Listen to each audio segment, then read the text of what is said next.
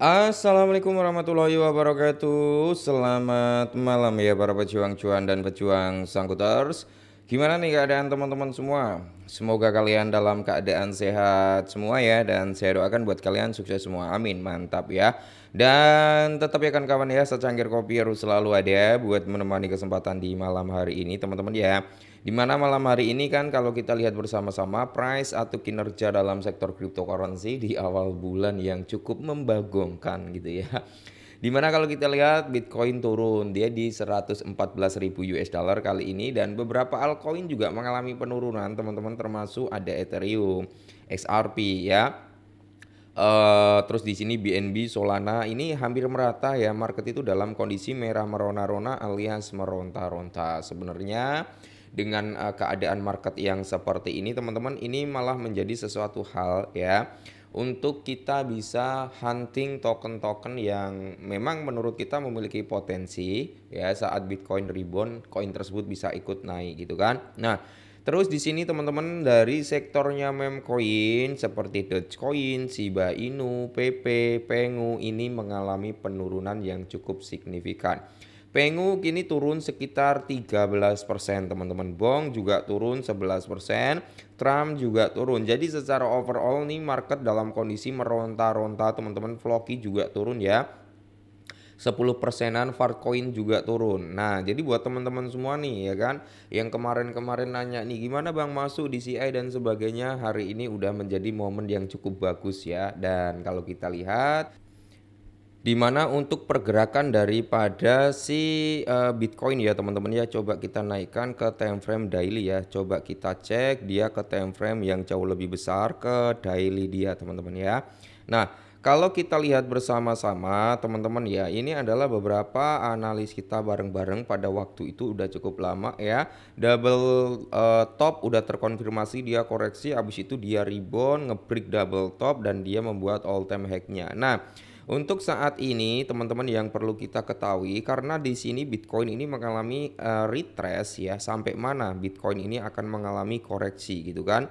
Coba kita ukur teman-teman, karena ini juga akan berpengaruh terhadap kinerja daripada altcoin tentunya ya.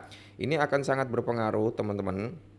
Nah, di sini kalau kita lihat bersama-sama, kita ada dua zona entry atau kita ambil di tengah-tengahnya. Yang pertama di area 0,5 sama 0,618 ya, atau golden rasionya dia. Kalau kita melihat dari price-nya 0,5, dia akan berada di resisten di sini teman-teman ya. Nah, dia akan di sini nih. Ini kalau di 0,5 ya teman-teman ya, akan di sini. Nah, itu di harga berapa? Itu untuk Bitcoin sendiri kalau dia mau koreksi itu bisa sampai di kepala 110 ribuan teman-teman ya. Tapi kalau dia mau ambil di zona golden rasionya Bitcoin, maka Bitcoin bisa koreksi sampai di price harga 107 ribuan teman-teman ya. Tapi oke, nggak masalah Bitcoin koreksi sampai situ selama dia nggak ngebreak area ini teman-teman ya. Nggak ngebreak di harga 98.000 US dollar, dia masih trennya bullish ya. Tren Bitcoin bullish walaupun dia koreksi sampai di 107.000 US dollar, tetap aja dia turun itu hanya membuat area lower low-nya ya, higher low-nya dia teman-teman. Jadi dia nanti akan membuat area support baru. Yang penting di kisaran harga ini teman-teman, 98.000 nggak gebreak, Bitcoin masih bisa grow up dan membuat all time high barunya. Tapi kalau di ranah harga 198 ini kebreak, maka kita akan melihat penurunan Bitcoin jauh lebih dalam lagi. Makanya di sini teman-teman kita perlu waspada dan hati-hati saat Bitcoin koreksi sampai di area 110 sampai di area 107.000 US dollar. Potensinya di situ ada, atau mungkin Bitcoin hanya akan mengambil gapnya. Nah, kalau Bitcoin ngambil gap teman-teman ya, ini adalah gap Bitcoin. Pas di sebelah kiri ada area resisten, di sini ada area gap. Celahnya masih ada teman-teman ya. Jadi ini adalah celah yang mungkin akan diisi oleh Bitcoin ya. Kalau dia nutup celahnya ini berarti Bitcoin teman-teman ya, itu akan turun atau akan mengalami koreksi sampai di price harga 111.000,8an ya. Ini untuk Bitcoin. Ini sangat berpengaruh kinerjanya terhadap altcoin. Oke. Terus di sini kalau kita lihat Untuk parameter harga daripada PP Coin ya teman-teman, ternyata, kita juga kena ya, jadi jaring kita kena teman-teman. Nah, jadi di sini PP Coin itu masuk ke, penjualan antara buyer and seller itu lebih didominasi dengan sellernya teman-teman ya.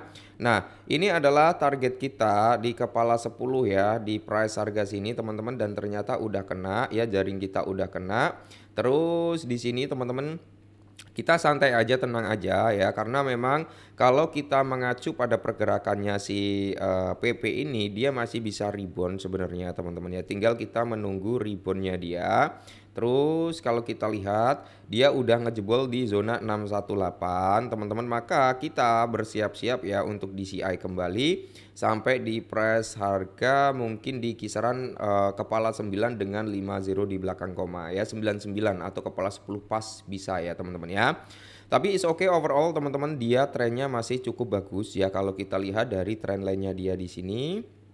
Oke, kita ambil benang merahnya seperti ini teman-teman ya. Ini kan. Nah, mungkin area ini teman-teman akan menjadi area yang cukup ideal untuk DCI daripada si PP, atau kita ambil resistennya di sini dan supportnya itu bisa sampai di kepala 0,00 dengan 50 belakang koma kepala 92 ya. Is oke kalau untuk PP sendiri tetap teman-teman ya. Saya masih menargetkan PP itu sampai di price harga mungkin di kisaran 0,5 rupiahan teman-teman ya. Nah, kalau kita turunkan time frame-nya ke time frame 4 jam, maka di sini kita akan melihat ya, apakah PP ini akan membuat dead cross, karena golden cross dia udah terbentuk, dia udah bullish dan saat ini ya MA5 plus dia sedang menukik ke bawah mendekati MA200. Kalau nanti terjadi persilangan antara MA50 sama MA200, maka di sini akan terjadi dead cross yang mengindikasikan tren penurunan untuk si PP masih kuat berlanjut. Tapi nggak masalah teman-teman, targetnya tetap di area 95 atau 92 teman-teman ya untuk penurunan daripada si PP Coin. Untuk jangka panjangnya masih oke teman-teman ya. Kalau saya masih yakin, masih bullish, PP bisa breakout. Nanti kalau Bitcoin tiba-tiba dia rebound kembali, naik kembali teman-teman, maka PP dan kawan-kawannya juga akan rebound kembali gitu ya. Jadi buat teman-teman semua yang masih bullish terhadap kinerjanya PP Coin, silakan kalau kalian mau DCI di sini udah mulai bisa untuk melakukan DCI, dan price daripada PP juga udah tergolong koreksi ya teman-teman ya. Udah cukup murah lah untuk kita ambil. Apalagi kalau kita hanya mencari mungkin 20 sampai 50% mungkin dalam jangka pendeknya bisa terrealisasi gitu teman-teman ya. Nah, buat teman-teman semua ya, tetap semangat, kurangi sampah teman-teman. Ya, mungkin jadi ini dulu ya kinerja daripada si PP Coin. Penurunan PP Coin cukup sehat karena memang secara overallnya altcoin juga mengalami penurunan semua. Ya, jadi scalping ya kan, seperti yang saya bilang, scalping semi holder atau holder semi scalping, karena setiap ada kenaikan kita wajib yang namanya taking profit, jangan ditahan dulu ya, jangan ditahan-tahan, taking profit jangan 100%, yang penting gitu aja ya. Tetap semangat dan salam cuan.